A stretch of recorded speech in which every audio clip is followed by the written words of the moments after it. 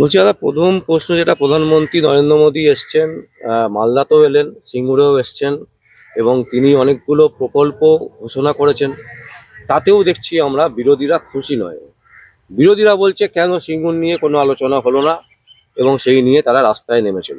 কি বলবেন? প্রথমে বিরোধীদের বলুন, সিঙ্গুরে যে ওই আপনার বলুন না, ওই সর্ষে গাছ হয়েছে না, হুম। সর্ষে গাছে যে ফুলগুলো হয়েছে, সেই ফুলগুলো চাষ করতে ফুলগুলোকে কেটে কেটে ঘরের মধ্যে নিজেদের আগে সাজাতে, ঠিক আছে, তারপরে বড় বড় কথা বলতে। এই সিঙ্গুর আন্দোলন করে এত বড় বড় কথা বলে আজকে কি হলো? আজকে কতগুলো ছেলে মেয়ে চাকরি পেলো না, কতগুলো ছেলে মেয়ের মধ্যে বেকারত্ব কাজ করলো, ফ্রাস্ট্রেশনে তারা নিজের কয়েকজন জীবন দিয়ে দিল, কয়েকজন পাগল হয়ে গেল। তারপরে যদি বলে সিঙ্গুর ইনফ্রাস্ট্রাকচারের সময় যদি নরেন্দ্র মোদীজি এসে বলেন যে আমি সিঙ্গুরের জন্য এটা করব ওটা করব শিল্পটা করব যাতে মানুষ কাজ পায়, চাকরি পায়, অন্য হয়, বাসস্থান হয়, তারপরে ওনারা এত বড় বড় কথা বলছেন, তাহলে তো আমার এই কথা বলা ছাড়া আর কোনো কথা রয়েছে না, রইলো না দাদা। প্রধানমন্ত্রী নরেন্দ্র মোদী এসছেন, অনেকে বলছেন যে সব ঠিক আছে, কিন্তু তিনি মানে সেইভাবে কোনো কড়া আক্রমণাত্মক মমতা ব্যানার্জির বিরুদ্ধে কিছু বললেন না, রাজ্য সরকারের বিরুদ্ধে কিছু বললেন না। কেন? মোদিজি এমন একজন ব্যক্তিত্ব, তিনি কড়া বক্তব্য রাখার জন্য তো আমাদের বাংলায় প্রবেশ করেনি, আমাদের বাংলায় পা দেয়নি।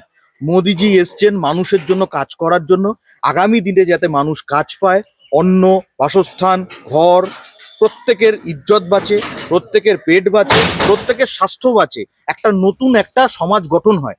কারণ আমাদের যে রাজ্যটা চলছে, এই রাজ্যে তো ইনফ্রাস্ট্রাকচার বা কোনো অ্যাডমিনিস্ট্রেশন চলছে না, এখানে তো শুধু কাটমানি আর জোয়ারচুরি খেলা চলছে। তাহলে এইখানে নতুন করে একটা সুন্দর করে একটা সোনার বাংলা গড়ার জন্য মোদিজি এসেছেন। সেখানে মমতাকে তো মোদিজি মমতা ব্যানার্জিকে গালাগালি করার জন্য আসেনি, মোদিজি স্ট্যান্ড ক্লিয়ার করার জন্য এসেছেন। ভারতীয় জনতা পার্টির পশ্চিমবঙ্গকে কি দেবে সেটা ক্লিয়ার করার জন্য এসেছেন।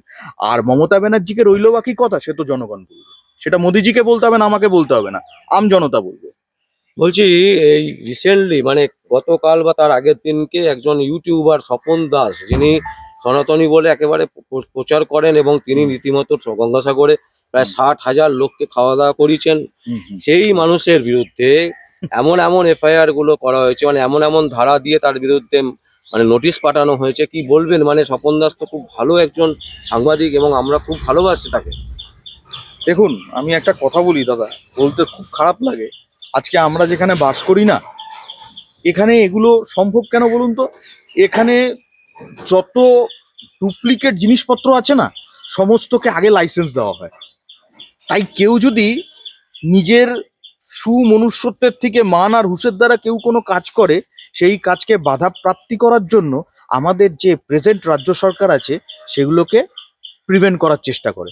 ঠিক সেরকমই এই স্বপন দাস নামক ব্যক্তির মতন অনেক আপনাকে আমি উদাহরণ দেখিয়ে দেবো, যেখানেই ভালো কাজ হয়েছে সেইখানেই তৃণমূল সরকার নিজেদের ক্ষোভ মেটানোর জন্য, আখের গোছানোর জন্য, নিজেদের নিজেরা ব্যবহার করার জন্য প্রত্যেককে নিজেরা নিজেদের জায়গা মতন নিজের জায়গায় ব্যবহার করেছেন।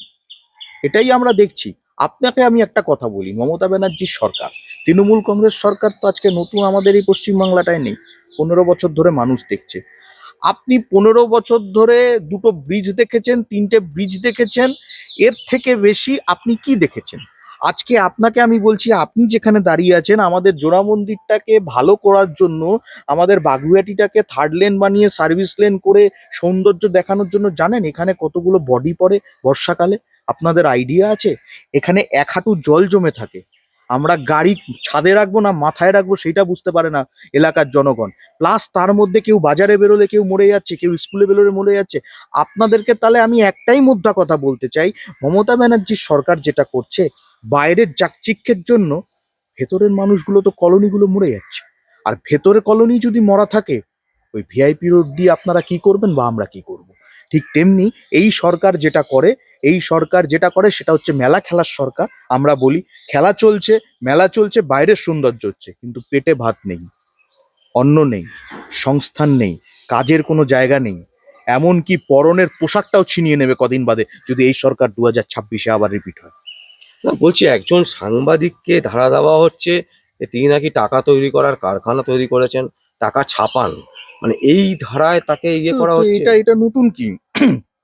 এটা নতুন কি?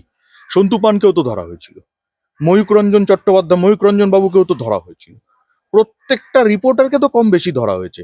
অ্যাকচুয়ালি ব্যাপারটা কি হয়ে গেছে জানেন তো? অহংকার যখন মানুষের মনে বিরাজ করে না, এই সরকারটার মনে অহংকার বিরাজ করছে। তো এরার মিডিয়া যে চতুর্থ স্তম্ভ, 4 নম্বরে তো মিডিয়া আছে, সেই চতুর্থ স্তম্ভকে সম্মান এরা করতে জানে না। কিন্তু এরাই কিন্তু মিডিয়ার জন্যই কিন্তু এরা সরকারটা গঠন করতে পেরেছিল 2011 সালে, এটা ভুলে গেলে চলবে না। কিন্তু এরা কিন্তু সেই মিডিয়ারই কিন্তু ওপরে হাবি হয়ে যাচ্ছে। যদি মিডিয়া সত্য কথা বলছে সমাজের জন্য, বাঁচার জন্য, তখনই মিডিয়ার ওপর হাবি হচ্ছে। তার মানে আমরা কি ধরে নেবো? এই সরকারের অহংকার। আর অহংকার মানে শ্রীকৃষ্ণ কি বলে গেছিলেন? পতনের কারণ। নিশ্চিন্ত থাকুন। বলছি শান্তিপুরে আমরা দেখলাম মুখ্যমন্ত্রী গেছেন, পৌঁছেছেন, সেখানে মানুষ দাঁড়াচ্ছেন না, মানে মানুষ চলে যাচ্ছেন। এমনকি মহুয়া মহুয়া মুখার্জিকে মানে নামাতে হয়েছে যাতে দর্শকরা যাতে চলে না যায় না, মুখ্যমন্ত্রী মমতা এইটা আপনি ব্যানার্জি। আমাকে প্রশ্ন করছেন কেন? এটা তো মানে মানে স্বাভাবিক। এটা না কেন? না, এটা স্বাভাবিক ব্যাপার, এটা স্বাভাবিক ব্যাপার। শান্তিপুরে অশান্তি গেলে সবাই সরেই যাবে। শান্তিপুরে অশান্তি নেমেছে, তা শান্তিপুরটাকে তো অশান্ত করবে না, তাই তাই সরে গেছে সবাই। লোক ছিল না, এতে আবার বলার কি আছে? তো আপনি নিজেই উত্তর পাচ্ছেন। আর শান্তিপুরের মতন প্রত্যেকটা জায়গাতেই মানুষ আস্তে আস্তে সরছে বিগত 5 বছর ধরে, সেটার প্রমাণ 26-এ পাবেন। মানে 26-এ মানে আপনারা যেভাবে উঠে পড়ে লেগেছেন, তাতে করে আপনারা কি চাইছেনটা কি, মানে মমতা ব্যানার্জিকে মানে? আমরা আমরা তো নিতান্ত সাধারণ মানুষ, আমরা কি চাইবো? চাইবে তো গণদেবতা। আমাদের গণদেবতা কে? জনার্দন, জনতা। জনতার রায় শেষ রায়। জনতার রায়তেই এবারে আমাদের মুখ্যমন্ত্রী কে হবে সেটা বিচার করা হবে। কেউ যদি ভেবে নেয় প্রাইভেট লিমিটেড কোম্পানি চালিয়ে আমি মুখ্যমন্ত্রী, আমি ফাইন্যান্স মিনিস্টার, আমি স্বরাষ্ট্রমন্ত্রী, আমি সেচমন্ত্রী, আমি বনমন্ত্রী, আমি খাদ্যমন্ত্রী, দাদা এই এই যে এই একনায়কতন্ত্র জিনিসটা না, এবারে বন্ধ হবে। এই হিটলারি শাসনটা এবার বন্ধ হবে। কেন জানেন তো? মানুষ কিন্তু এই 34 বছরের বোকা নেই। 34 বছরের বোকাটা কিন্তু আজ 2026-এ দাঁড়িয়ে মানুষ নেই। তাই মানুষের জবাব দেবে। একটা কথা মনে রাখবেন, কারণ 34 বছর সরকারটা চলেছিল, মিডিয়া স্ট্রং ছিল না তাই। আর 34 বছর সরকার ভেঙেছে, মমতা সরকার এসে মিডিয়া স্ট্রং হয়েছিল তাই। আজ মিডিয়া স্ট্রং অবস্থাতে আমি বলছি এই সরকারের পতন অনিবার্য। বলছি অনেকে বলছে এটা আমার শেষ প্রশ্ন, সেটা হচ্ছে যে দিলীপ ঘোষ মাঝে মাঝে ব্রেকডাউন দিচ্ছে, মানে না না না, এই জায়গাটা যদি একটু মানে মানে কোনো দেখুন দেখুন কোনো ব্রেকডাউন দিচ্ছে না দিলীপ বাবু। বড় বড় নেতাদের অনেক রকম কাজ থাকে, অনেক রকম দায়িত্ব তাদেরকে দেওয়া হয়। তারা যদি ওই সূর্যের আলোতে প্রকাশ্য কদিন না আসে, ভাববেন না তারা বসে আছে। তারা তাদের আকাশ সাজাচ্ছে, পার্টির রণকৌশল সাজাচ্ছে। আগামী দিন ইলেকশন আছে, তাদেরকে কোথায় পাঠানো হবে, তারা কিভাবে কাজ করবে, কিভাবে অ্যাডমিনিস্ট্রেশন সামলাবে, কিভাবে একটা সিস্টেমে নিয়ে একটা যাত্রা শুরু করবে, একটা সভা করবে, সেই সমস্ত জিনিস নিয়ে, সমস্ত কিছু নিয়ে বিচার ব্যবস্থা হয় আমাদের ভিতরে। আমাদের দলটা তো আর একজনের উপর নির্ভর করা নয়, আমাদের দলটা ইন্টিগ্রাল হিউম্যানিটির উপর বেস করা একটা দল। আমাদের দলটা পঞ্চনিষ্ঠার উপরে বেস করা একটা দল। পঞ্চনিষ্ঠার পঞ্চপাপড়ি, পঞ্চপাপড়ি আমাদের পঞ্চনিষ্ঠা। তার মধ্যে গণতন্ত্র আছে, সর্বধর্ম সমন্বয় আছে, জাতীয়তাবোধ আছে, গণতন্ত্র আছে।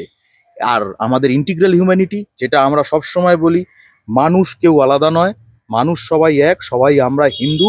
আর মুসলমানকেও আমরা, হিন্দু মুসলমানের এই যে ফারাকটা আমরা বলি না। আমাদের বক্তব্য হচ্ছে নন বেঙ্গলীয় হিন্দু, গুজরাটিও হিন্দু, কালোয়ারিও হিন্দু, বিহারিও হিন্দু, বাঙালিও হিন্দু। তার সঙ্গে আদার যে জাতিরা আছে তাদেরকেও সম্মান দিয়ে এক প্যারালালি চলাটাই হচ্ছে আমাদের ধর্ম এবং কাজ। তাই এইভাবে ওই একজন কমেন্ট করলো হিটলারের মতন, আর 10 জন পালন করলো, না করলে ওই কান ধরে উদ্বোস করানোর যে সিস্টেমটা 2026-এ বন্ধ হবে দাদা। 21-এই বন্ধ হয়ে ছিল অর্ধেক, কারণ তার প্রমাণ 77টা সিট। এবারে দেখবেন কি হয়, আপনারা তো থাকবেন। বলছি আরেকটা প্রশ্ন এসে গেছে, কারণ বেলডাঙাতে আমরা দেখলাম পরপর দুটো বড় বড় সংবাদ মাধ্যমের সাংবাদিকরা আহত, হুম মানে তাদের ওপর রীতিমতো মারধর করা হয়েছে। একটা হুম হচ্ছে জি 24 ঘন্টা, একটা হচ্ছে হুম এবিপি আনন্দ। হুম মানে এইভাবে সাংবাদিকদের ওপর মারধর, মানে দেখুন সাংবাদিককে কেস দিচ্ছে, সাংবাদিককে মারছে, হুম। মানে এই যে ঘটনাটা, মানে এটাতে কি চাইছে অ্যাকচুয়ালি শাসক? দেখুন, আপনাকে তো একটু আগেই বললাম, এদের দাম্ভিকতা, এদের ঔদ্ধত্য সেই পরিমাণে পৌঁছে গেছে, এরা মিডিয়াকে মানছে না। মিডিয়া যদি কোনো সত্য কথা বলে, সত্যভাবে চলে, মিডিয়ার উপরে হাবি হচ্ছে। মিডিয়া কারুর কেনা নয়। মিডিয়া যেটা খবর হবে, যেটা মিডিয়ার মনে হবে সেটা মিডিয়া করবে। সেটা ভুল হলে মিডিয়াকে বলার প্রক্রিয়া আছে, সেটা ঠিক হলেও মিডিয়াকে বলার প্রক্রিয়া আছে। ভুল হলে মার, ঠিক হলে মিষ্টি, আবার ঠিক হলে মার, ভুল হলে মিষ্টি। এই সিস্টেমটা তো এখন উনি সাজাচ্ছেন। বুঝতে পারছি না আমরা নিজেরাই বুঝতে পারছি না। তবে এইটুকুনি বলতে পারি, প্রত্যেকটা মিডিয়া ওয়াকিবহল হয়ে গেছে যে এই সরকার থাকলে আমরা মার খেয়েই মরব। তাই আগামী দিন এই সরকারকে রিপিট করার যে ইচ্ছে বা প্রবণতা কোনো মিডিয়ার আশা করি থাকবে না।